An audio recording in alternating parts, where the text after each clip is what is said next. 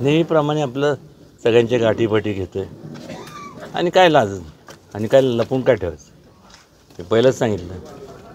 उभं राहणार म्हणजे राहणार, जे काय असेल ते बघू नंतर पुढं काय जे होईल ते. लोकांचा प्रतिसाद कसा आहे मला बघताय ठीक आहे. तुम्हाला काय वाटतं, चांगलं का वाईट? आम्हाला चांगलाच मिळतो. पण ठीक आहे, मला कशाचा प्रश्न विचारते. तुमच्या विरोधामध्ये मोठ्या प्रमाणात असा एक प्रबळ उमेदवार उतरवण्याची जोरदार तयारी शरद पवारांसह महाविकास आघाडी करते, पण त्यांना उमेदवारच सापडत नाही अजून त्या ताकदीचा. काय नेमकं आहे? नेमकं काय नाही, आजपर्यंत मी कधी राजकारण केलं नाही.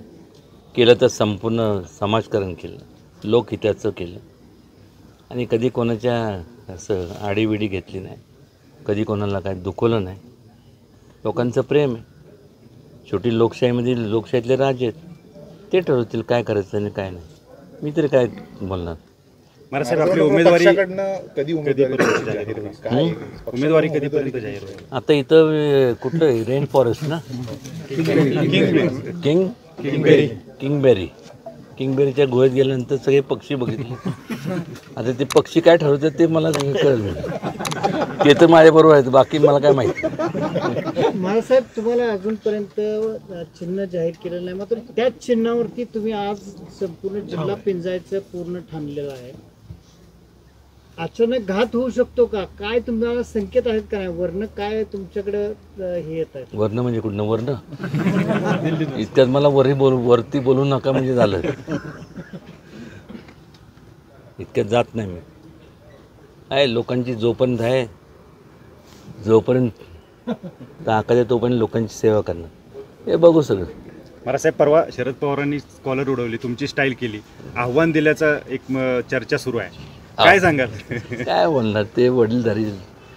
अहो माझं बारसं जेवलेलं लोकांच्या बद्दल मी काय बोलू, मला सांग, काय बोलणार मला सांग. पण सातारकरांमध्ये चर्चा आहे की कॉलर उडवायची स्टाईल उदयनराजेंची, दुसऱ्या कोणी करू नये असं. अहो कोणाची, आता मला सांगा ना,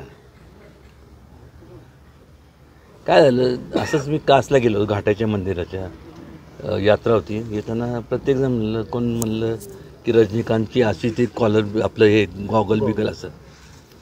तर माझा जुलग मित्र युनुस होता, ते म्हणलं तुमची काय स्टाईल म्हणलं.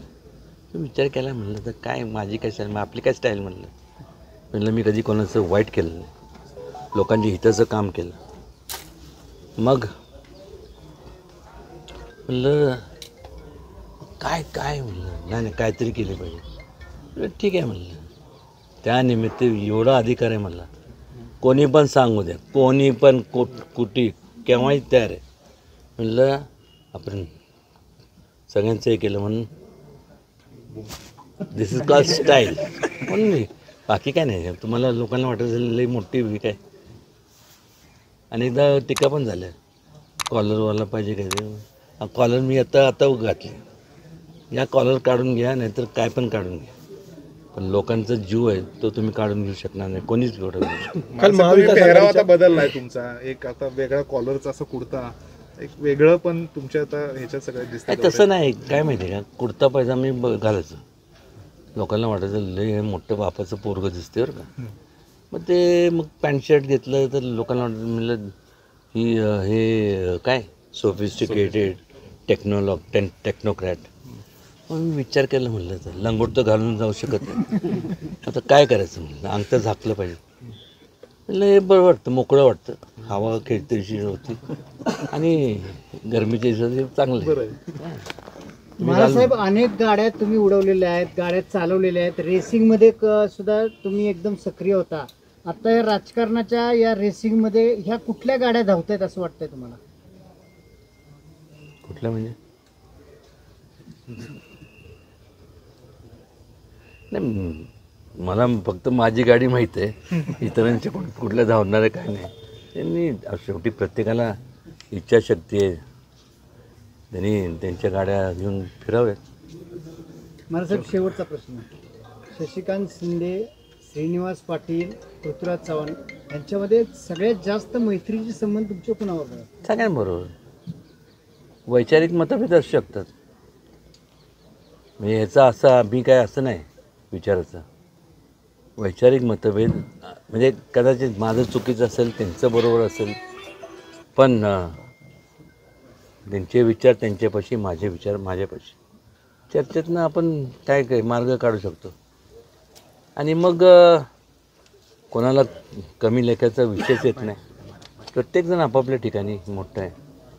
श्रीनिवास पाटील साहेब असतील, शशिकांत शिंदे, या सगळे इथं मला सांगा ना, ही सगळी मित्रमंडळी. श्रीनिवास पाटील म्हणजे डॅडींचे, आमच्या वडिलांचे खास मित्र.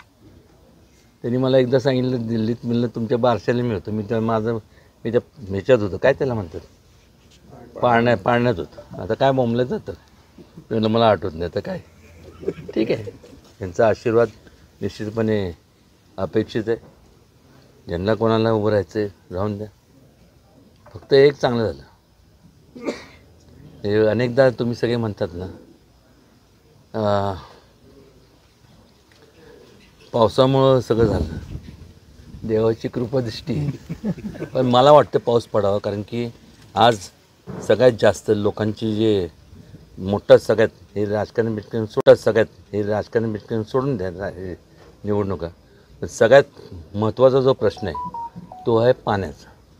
आज धरणाची पातळी बघितली तर आज एवढी खालवली आहे की खरंच म्हणजे आता एप्रिल आहे, मे, हे कधीतरी पाऊस पडला पाहिजे. अनेक लोक म्हणत असतील इलेक्शनच्या काळापुरते, पडला तर योग्यच आहे. तुमच्या नजरेतनं महाराज साहेब सातारा जिल्हा पूर्ण विकसनशील झाला आहे का असं वाटतंय का? एक लक्षात घ्या, जेव्हा तुम्ही विकासाच्या गोष्टी करता, जशी लोकसंख्या वाढते त्याप्रमाणे लोकसंख्येच्या हे आता तुलनेत प्रश्न हे वाढत जातात आणि विकास हा कधी थांबू शकत नाही. मी असेल नसेल, कोण असेल नसेल, पण विकास हे एक ऑनगोईंग प्रोसेस आहे, चालू राहतच. महाराजसाहेब, ही सगळी निवडणूक काय तुम्ही बिनविरोध करण्यासाठी काय खेळी केल्यात काय? काहीच उमेदवार अजून महाविकास आघाडीचा पण याचा येत नाहीये समोर. कोणच अजून तुमच्यासमोर उमेदवारी कोणाचीच जाहीर केली जात नाहीये. नाही ते बघा, असं नाही आहे. ते त्यांचं माझ्यावरती प्रेम आहे सगळ्यांचंच, आणि त्यामुळं ते पण विचार करतात आहे की जाऊन दे म्हणलं, यावेळेस म्हणलं, ते म्हणतो ना, बच्चा समज के छोड द्या, असं ते जरी म्हणत असले. आता काय आहे, दुसरी बाजू अशी आहे, आता लहान होतं ठीक आहे, आता बच्चा राहिला नाही ना, तर मला माझं तर कार्य केलं पाहिजे, त्यांना त्यांचं कार्य केलं पाहिजे. राजकारणातील प्रत्येक अचूक बातमीचे सर्वात आधी अपडेट्स मिळवण्यासाठी सरकारनामाच्या सर्व सोशल मीडिया प्लॅटफॉर्मला लाईक, फॉलो आणि सबस्क्राईब करा. तसंच सर्व नोटिफिकेशनसाठी बेल आयकॉन प्रेस करायला विसरू नका.